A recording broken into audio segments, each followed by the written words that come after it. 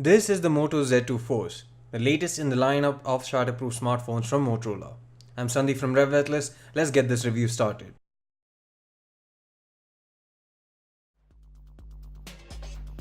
The Z2 Force features a design that's both modular and signature of Motorola's recent offerings that support their mod platform.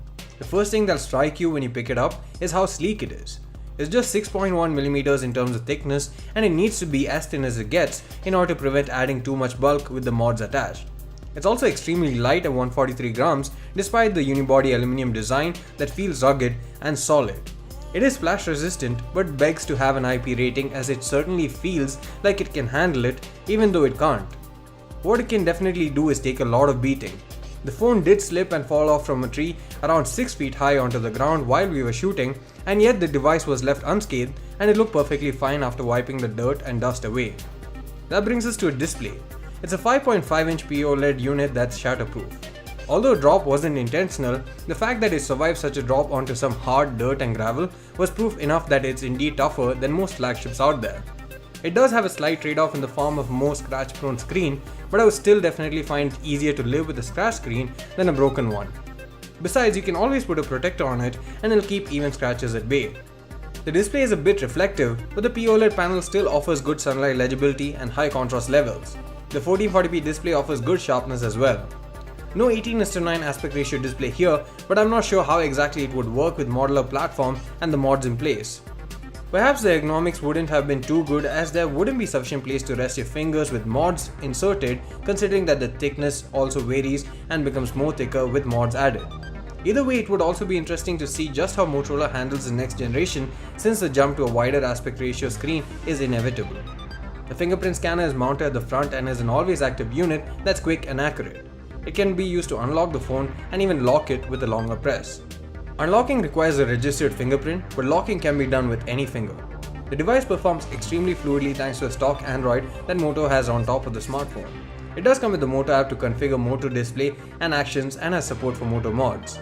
The Snapdragon 835 along with 6GB of RAM ensures smooth multitasking and gaming. It does get a bit warm when doing intensive tasks, but nothing alarming. It comes preloaded with Android 8.0 Oreo out of the box. It comes with 64GB of storage that can be expanded using the hybrid dual SIM card slot with 4G LTE and VoLTE. Call quality is pretty good, and the earpiece itself doubles as a speaker. The speaker isn't too impressive and isn't too loud, but you probably want to get the JBL speaker mod if you want to get the best audio experience. The slim waistline also means that the 3.5mm audio jack is gone, but you get a Type-C to 3.5mm converter in the box. Audio quality over earphones is pretty good, but not class leading.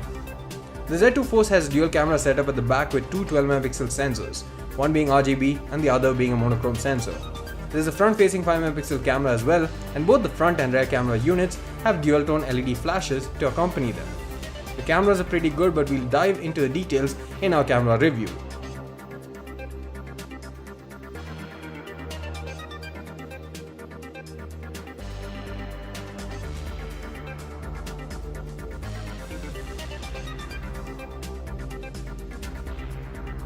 The slim profile also meant that the battery capacity had to be reduced.